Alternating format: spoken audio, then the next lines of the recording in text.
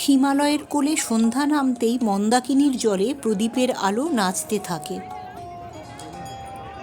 ঘণ্টা ডমরুর আওয়াজে কাঁপে বরফের পাহাড়, আর বাতাসে ভাসে ওম নমঃ শিবায়। পুরোহিতের হাতে কর্পূরের আগুন জ্বলে ওঠে, আর পুরো উপত্যকা শিবের নামেই আলোকিত হয়। ঠান্ডা হাওয়া, ধূপের গন্ধ আর ভক্তদের কণ্ঠ, মনে হয় স্বর্গ নেমে এসেছে কেদার উপত্যকায়।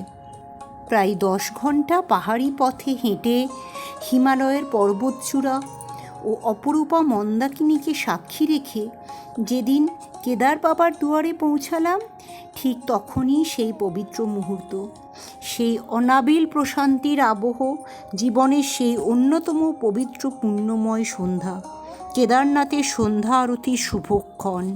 হিমালয়ের কোলে অবস্থিত দ্বাদশ জ্যোতির্লিঙ্গের অন্যতম কেদারনাথ ধামের সান্ধ্যকালীন আরতি এক পরম আধ্যাত্মিক এবং জাদুকরী অভিজ্ঞতা সৃষ্টি করে।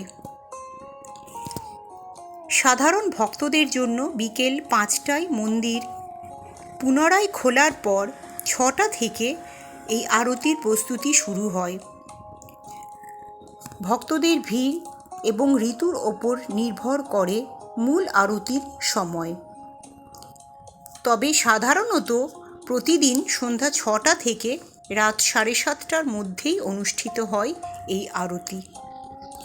সন্ধ্যার শীতল অন্ধকারে প্রদীপের সোনালি আলো এবং পাহাড়ের নিস্তব্ধতার মাঝে ঘণ্টার ধ্বনি এক স্বর্গীয় পরিবেশ তৈরি করে।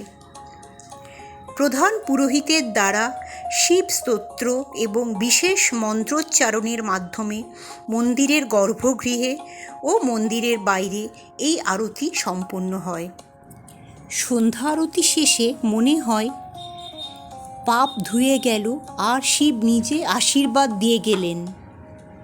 এক কথায় কেদারনাথের সন্ধ্যা আরতি হল শান্তি, ভক্তি ও হিমালয়ের জাদুর এক সম্মিলিত রূপ।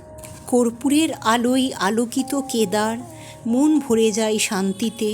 ঘণ্টা বাজে, ডমরু বাজে, আর মন বলে ওম নমঃ শিবায়।